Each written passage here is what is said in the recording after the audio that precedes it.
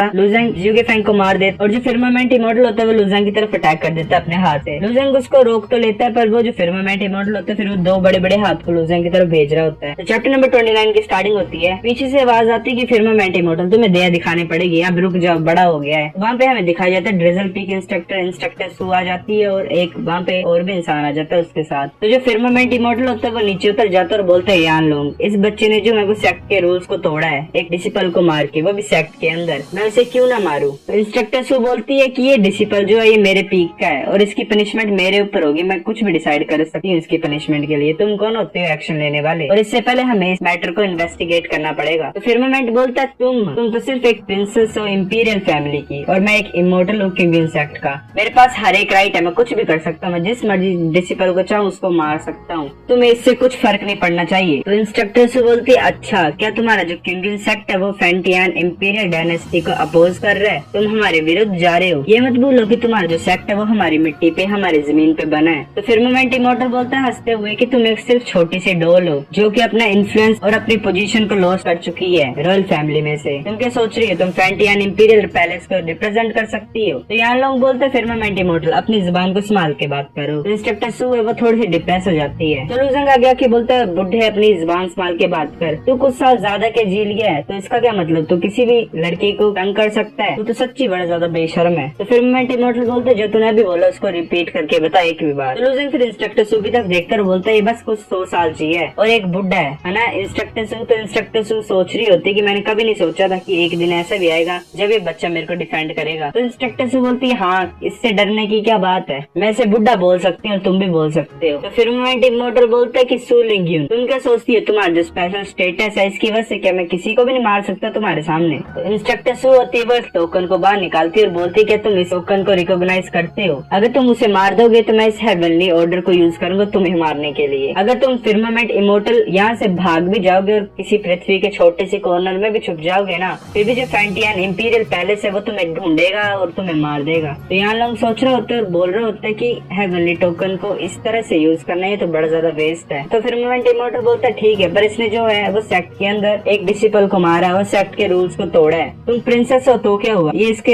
Actions को justify नहीं कर सकता। तो लुजेंग बोलता है सारा काम क्यून और ज़ुगे फैंग का था, उन्होंने मुझे फंसाया है, वो थे पहले जो मुझे मारना चाहते थे, तुम क्या चाहते हो कि मैं उन्हें ऐसे छोड़ दूं और करने दूं जो वो चाहते हैं और मुझे मार दे वो। तो फिर्मामेंट इमोर्टल बोलता है ये तुम्हारी साइड की स्टोरी है, मैं कैसे बिलीव कर दूं बिना प्रूफ के। तो क्यून वो पीछे से आते और बोलते है कि इसकी बात मत सुनो, ये झूठ बोल रहा है, मैंने सस्पेक्ट किया था कि इस बच्चे ने डीमन रेस के साथ मिलकर डिसिपल्स को मारा है, जो ज़ुगे फैंग था वो तो बस पास से निकल रहा था, उसने मेरी हेल्प की थी इसको पकड़ने के लिए, पर मैंने कभी नहीं सोचा था कि ये जो बच्चा ये इतना ज्यादा विस्कस होगा और उसे मार देगा। तो यानलंग बोलता है क्यून क्या तुम सच बोल रहे हो। लुजेंग बोलता है कि अपनी जान के ऊपर कसम खा के बोलो। तो क्वीन बोलता है अगर मैं क्यून एक छोटा सा भी झूठ बोलूंगा तो ये हेवन मुझे पनिश करेगी। तो फिर्मामेंट इमोर्टल इंस्ट्रक्टर सू की तरफ देख के बोलते है कि ये बच्चा गिल्टी है चाहे तुम कुछ भी बोलो और इसमें कोई डाउट नहीं है। इंस्ट्रक्टर सू बोलते ठीक है तुम ऐसा सोच रहे हो तो मैं जो डिवाइन ट्रायल है उसके लिए रिक्वेस्ट करती हूँ। यानलंग बोलता है 2 साल हो गए हैं, ऐसा कभी नहीं हुआ कि डिवाइन ट्रायल बैठा जाए और तुम एक और ट्रायल को ऐसे रखना चाहती हो। तो लुजेंग सोच रहे होते 2 साल पहले ये तो पक्का मेरी सिस्टर का ट्रायल होगा। तो इंस्ट्रक्टर से बोलती है नून, जो ट्रायल होगा वो नून को स्टार्ट होगा, फिर दोपहर का टाइम होता है और जो डिवाइन ट्रायल बैठ जाता है। लुजेंग सभी के सामने खड़े होता है और वहाँ पे आवाज सुनाई देती है कि ये टाइम है, चलो हम डिवाइन ट्रायल को बिगिन करते हैं। लुजेंग बोल रहा होता है कि इंस्ट्रक्टर सू कहाँ पे है। तो फिर्मामेंट इमोर्टल हंसते हुए बोलता है कि उसे पता है कि तुम इस ट्रायल को हार जाओगे और मर जाओगे, वो तो अभी से ही होप को लूज कर चुकी है और तुम ऐसे छोड़ दिए उसने। तभी एक इंसान होता है वो डेस्क को फोड़ता है और बोलता है कि लुजेंग क्या तुमने कल जजमेंट हॉल में ज़ुगे फैंग को मारा है। तो लुजेंग बोलता है हाँ मैंने ज़ुगे फैंग को मारा है। फिर्मामेंट इमोर्टल बोल रहा होता है कि तुम गिल्टी हो और तुम्हें अपनी लाइफ से ये पे करना पड़ेगा। लुजेंग बोलता है कि सर इमोर्टल अगर तुम्हें कोई मारना चाहेगा तो तुम क्या करोगे। तो वो इमोर्टल बोलता है अगर दूसरी तरफ का बंदा मुझ पे अटैक करेगा बिना मतलब के तो हाँ मैं भी उसके ऊपर अटैक करूंगा ही। तो लुजेंग बोलता है आप ठीक हो, तो तुम्हें पता है कि जो वर्ड मैंने यूज की थी ज़ुगे फैंग को मारने के लिए वो ओरिजिनली उसी की इनिशिएट एनर्जी की स्वॉर्ड थी जो कि मुझ पे चलाई गई थी मुझको मारने के लिए। तो वो इमोर्टल बोलता है पर तुम दूसरे की जो मैनिफेस्टेशन वाली इनिशिएट एनर्जी को कैसे अपना बना सकते हो। तो पीछे से फिर्मामेंट इमोर्टल भी बोल रहा होता है हाँ ये इम्पॉसिबल है, ये झूठ बोल रहा है, हमें कंटिन्यू नहीं करना चाहिए इस ट्रायल को, हम तो इसे डायरेक्ट मार देते हैं, भाई ये कितना बदतमीज इंसान है। तो फिर लुजेंग बोलता है कि ये जो 10 इमोर्टल्स हैं किंग इंसेक्ट के,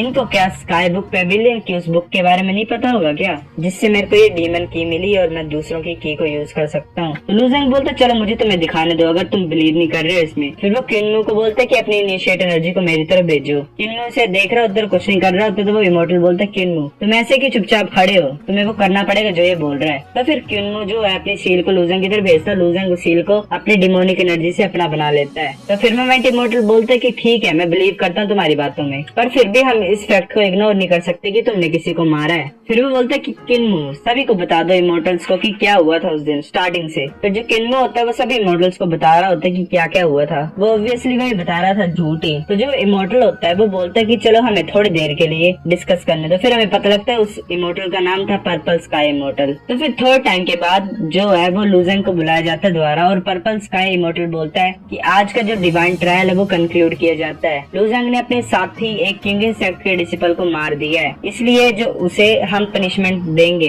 और उसको एग्जीक्यूट किया जाएगा उसके क्राइम्स के लिए। फिर लूजेंग हंस रहा होता है। पर्पल स्काई इमोर्टल बोलता है कि तुम्हारी इतनी हिम्मत, और वो अपनी पावर को रिलीज करता है जिसकी वजह से लूजेंग के मुंह से खून निकल आता है। फिर लूजेंग बोलता है क्या यही है तरीका क्या है फेमस और इतने ज्यादा महान किंग इंसेक्ट का चीजों को हैंडल करने के लिए। पर्पल स्काई इमोर्टल बोलता है चुप रहो। तो फिर पीछे से आवाज आती है और वो बोल रही होती है कि मैं क्यों नहीं पार्टिसिपेट कर सकती हूँ डिवाइन ट्रायल में, और मैंने ऊपर से रिक्वेस्ट भी की है। तो फिर हमें दिखाया जाता है इंस्ट्रक्टर सु आ जाती है और वो बोल रही होती है कि अगर तुम्हारे पास एविडेंस नहीं है तो मैं एविडेंस को लाती हूँ। तो फिर इंस्ट्रक्टर सु एक मिरर को लाती है जिसके ऊपर सारे फ्लैशबैक दिखाई देते हैं, सारी फाइट सीन दिखाई देती हैं जो कि लूजेंग की तरफ हो रही होती हैं। फिर जो डिवाइन होल होता है वो सारा चुप बैठ जाता है। तो इंस्ट्रक्टर सु बोल रही होती है कि पर्पल स्काई इमोर्टल क्या तुम नहीं सोचते कि तुम्हें एक एक्सप्लेनेशन देनी होगी जो तुमने अभी ट्रायल दी है उसके लिए और जो तुमने अपना रिजल्ट सुनाया उसके लिए। तो पर्पल स्काई इमोर्टल बोलता है कि आज के डिवाइन ट्रायल में हाँ मेरी पक्का ही गलती थी, मैं सॉरी बोलता हूँ प्रिंसेस तुम्हें। तो इंस्ट्रक्टर सु बोलती है मैं तो तुम्हें फॉरगिव कर दूंगी, पर मुझे नहीं लगता कि लूजेंग तुम्हें ऐसे ही फॉरगिव कर देगा। तो फिर मैं इमोर्टल बोल रहा होता है योर हाइनेस तुम ये नहीं सोच रहे कि तुम कुछ ज्यादा कर रहे हो इस बच्चे के लिए, तुम्हें हमारे स्टेटस भी तो देखने चाहिए, तुम किससे कंपेयर कर रही हो हमें और किसको सॉरी बोलने के लिए बोल रही हो। तो इंस्ट्रक्टर से बोलती है फिर्मामेंट इमोर्टल जो लूजेंग है वो मेरा डिसिपल और मैंने पर्सनली चूज किया और इसकी जो फ्यूचर होगा वो बड़ा ज्यादा अमेजिंग होगा,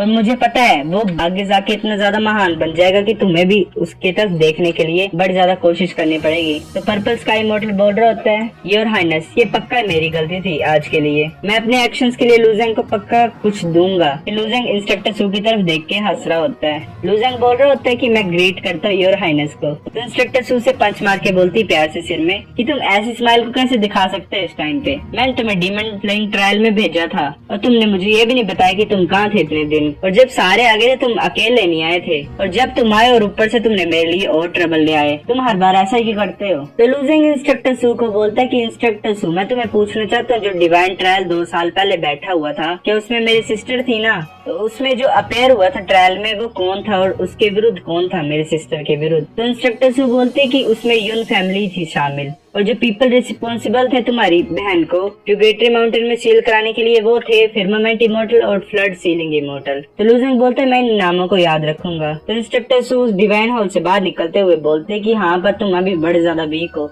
मेरे को फॉलो करो सेक्ट की तरफ को, मैं तुम्हें बड़ी अच्छी कल्टीवेशन स्पॉट की तरफ लेके जाऊंगी। लूजिंग चलते चलते एक जगह पे पहुंच जाता है जो कि इंस्ट्रक्टर सु ने उसे सजेस्ट की होती है कल्टीवेशन के लिए, उसका नाम होता है मिस्टिकल फिश पूल। तो लूजिंग वहाँ पे पहुंच जाता है और वहाँ पे गार्ड्स होते हैं। लूजिंग बोलता है कि मैं रिक्वेस्ट करता हूँ एंट्री के लिए उस पूल में कल्टीवेट करने के लिए। तो एक गार्ड बोल रहा होता है कि तुम्हें अपनी आइडेंटिफिकेशन दिखानी पड़ेगी पहले हमें। वो लूजिंग के टोकन को देख के बोलता है ये तो बड़ा ज्यादा अजीब बात है कि एक आउटर सेक्ट के डिसिपल के पास भी इतने ज्यादा पॉइंट्स हैं आजकल। तो वो बोल रहा होता है लूजिंग को कि अभी पूल कल्टीवेशन के लिए बंदे हैं वहाँ पे, अभी तुम्हें थोड़ा सा वेट करना पड़ेगा। तो फिर लूजिंग बेंच के ऊपर बैठ जाता है और वेट करता है। तभी वहाँ से एक डिसिपल आता है जो कि होता है मैंग। तो एक डिसिपल बोल रहा होता है मैंग को कि तुम्हारी जो कल्टीवेशन है वो सिर्फ स्काई रेलम की 5th स्टेज पे है और तुम पूल कल्टीवेशन के लिए जा रहे हो, ये तुम्हारे ऊपर बड़ा ज्यादा बोझ डाल रही है। फिर मैंग लूजिंग को बोलता है लूजिंग तुम भी क्या पूल कल्टीवेशन के लिए आए हो? तो लूजिंग बोलता है मैंग इतना टाइम हो गया मुझे तुम्हें देखे हुए, हाँ मैं भी जाना चाहता हूँ पूल को। फिर वो चल पड़ता है लूजिंग पूल की तरफ। मैंग बोल रहा होता है मुझे नहीं पता कि लूजिंग अभी कितना ज्यादा स्ट्रॉन्ग हो गया है, मैं यहाँ पे बैठ के थोड़ा सा देखना चाहता हूँ उसको। फिर लूजिंग जो है वो क्लिफ से पूल में कूद जाता है और वहाँ पे जो होते हैं मिस्टिकल फिशमैन वो लूजिंग की तरफ आ रहे होते हैं स्पेयर को लेके। लूजिंग सोच रहा होता है जो मेरी स्पीड है वाटर में वो बड़ी ज्यादा स्लो है। वो लूजंग की तरफ अपनी स्पीड से अटैक करता है, पर लूजंग उसे पंच करने की कोशिश करता है,